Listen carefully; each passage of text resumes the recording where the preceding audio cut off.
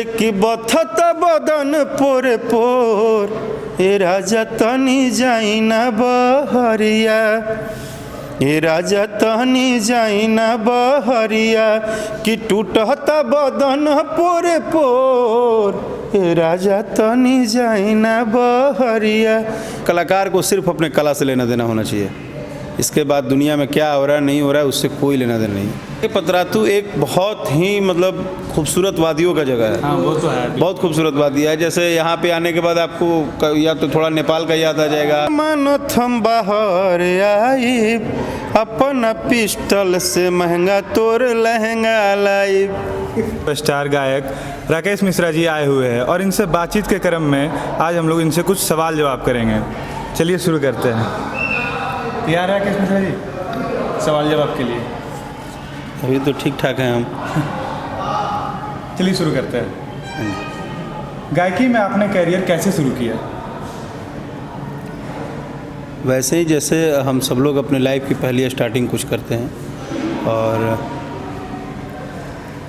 कभी कभी कुछ ऐसा होता है जिसका आपको अनुमान नहीं होता है, बट हो जाता है। क्या हुआ आपके साथ?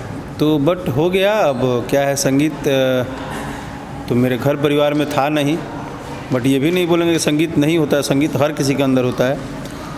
लेकिन कुछ ऐसा हुआ, कोई ऐसा टाइम आया जब शायद मुझे धुन लग गई और मैं अपने धुन में लग गया। बचपन से इस फील्ड में आने की रुचि नहीं थी आपकी? नहीं, मेरा बचपन से ही इसी फील्ड में मेरा एंट्री ही हुआ, तो मेरा रुचि का कोई बात ही नहीं है कि हम ये बहुत प्लानिंग के साथ कुछ नहीं है। मेरा बोलने का मतलब ये है आपको कि संगीत हो जाता है, वो प्रकृति की एक चीज़ें हैं। जैसे संगीत दो तरह से तैयार हो रहा है आज के टाइम में। जी। एक तो कितने लोग शौक से बनाते हैं कि नहीं बनना ही है, और एक होता है कि उसने बना के ही भेजा है। जी। तो अपने साथ ऐसा ही कुछ वाकया हुआ है कि वो जो भेज दिए हैं सारा लिस्ट में वो वही काम चल रहा है। दूसरा सवाल करते हैं। अभी आप पतरातू आए हैं तो यहाँ के विषय में आप क्या कहना चाहते हैं? मैंने सुना था, मैं बहुत बार मेरे बहुत सारे मित्र बोलते थे कि पतरातू एक बार जाना चाहिए, और भाई ये रांची से कुछ ही दूरी पे है और पतरातू एक जन्नत है। तो मुझे बहुत लोगों ने बोला, फिर अभी मैं इधर आया था तो जमशेदपुर रांची आना जाना लगा रहता है, तो फिर ऐसा कुछ हुआ कि मैंने जिक्र किया कि क्या किया जाए, तो बोले कि चलिए। तो मुझे इस बात का नॉलेज था कि पतरातू एक बहुत ही मतलब खूबसूरत वादियों का जगह है। हाँ, वो तो है, बहुत खूबसूरत वादी है। जैसे यहाँ पे आने के बाद आपको या तो थोड़ा नेपाल का याद आ जाएगा, थोड़ा शिमला का याद आ जाएगा। तो बट आई होप कि रियली सबसे अच्छी बात है ना कि जितना ये खूबसूरत है उतने ही खूबसूरत आप सबने इसको बना के रखा है। बहुत क्लीन है। मैं तो जितना देर आया हूँ उतना देर मुझे बहुत क्लीन दिखा और बहुत अच्छा है, बेहद खूबसूरत है। तीसरा सवाल पूछते हैं आपसे। भोजपुरी में लगातार कुहरता पर विवाद बना रहता है, तो इस पर आपका क्या स्टैंड है? आप जहाँ भी काम करते हैं वहाँ दोनों चीज़ें होती है, पॉजिटिव एंड निगेटिव। आप किस दौर में जीना चाहते हैं वो आपके ऊपर डिपेंड है।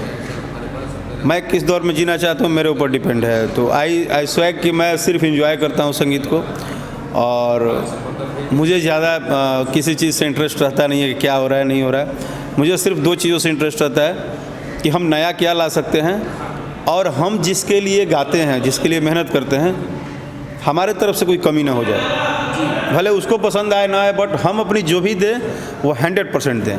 हमारे वर्किंग में कमी नहीं होनी चाहिए। पवन सिंह और खेसारी लाल के पक्ष में भोजपुरी जगत का दो खेमा बट गया है, इसको आप कैसे देखते हैं?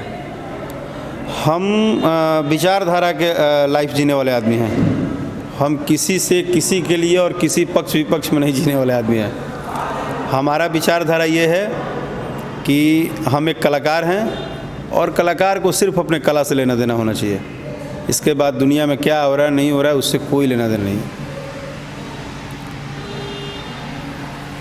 आगे करियर में क्या लक्ष्य है आपका? देखते हैं, प्लान तो जीवन में हर लोग करता है, हम भी किए हैं, और जिस तरह से हम तैयारी कर रहे हैं, जो हमारा सोच है वो शायद हम जब लेके उतर जाएंगे तो आज तो बताना भी पड़ रहा है आपको, कल हो सकता है कि जब वो सोच सबके सामने आ जाएगा तो शायद बताना भी नहीं पड़ेगा मुझे कि मैं क्या सोच रहा था। तो आई मीन उस टाइप की मेरी कुछ प्लान चल रही है और उस पर वर्किंग कर रहे हैं।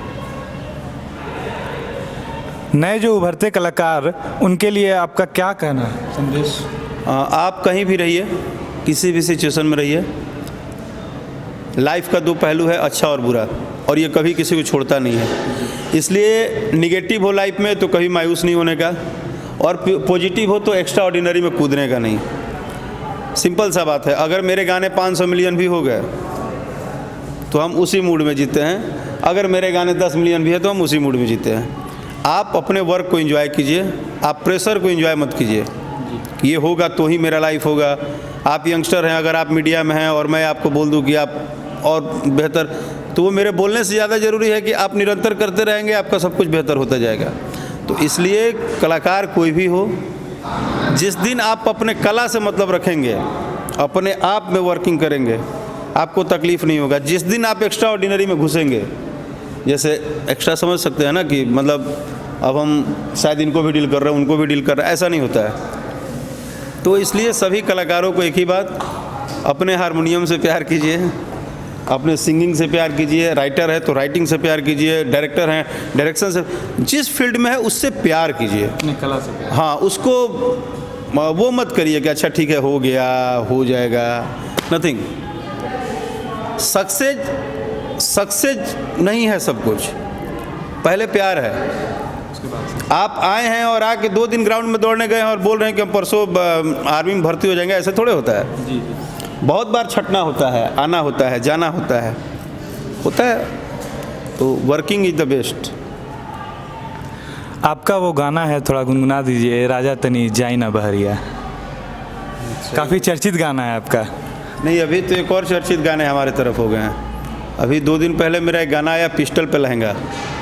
एक तो उसका टाइटल ऐसा था कि सारे लोग पूछ के थक गए कि ये लहंगा और पिस्टल का कनेक्शन क्या है। अब जब गाना सुने तो सब भौचक्के रह गए कि गाना तो बहुत खतरनाक है। तो और उसमें थोड़ा उसको फिल्मा भी दिया गया कि वो एक जेल में बंदा है, वो अपनी गर्लफ्रेंड के बारे में सोचता है, तो फ़ोन वो ख्वाबों में जाता है, तो पूछ दिया कि तुम मेरे लिए कब आओगे जेल से बाहर। बोलता है जब भी आएंगे अपने पिस्टल से महंगा लहंगा लाएंगे तेरे लिए। तो उस टाइप का वो माहौल हो गया।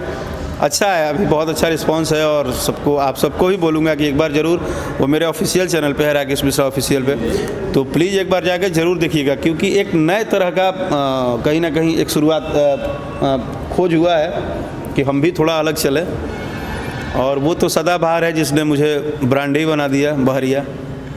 तो उसका क्या है, उसका बस एक ही लाइन मुझे भी मैं भी वहीं गाता हूँ कि हर की बथत बदन पोर पोर, ए राजा तनी जाई ना बहरिया, ए राजा तनी जाई ना बहरिया, कि टूटत बदन पोर पोर, ए राजा तनी जाई ना बहरिया, कि हमर नया नया गवाना। अब आगे तो सबको पता है, नया तकिया बिछौना।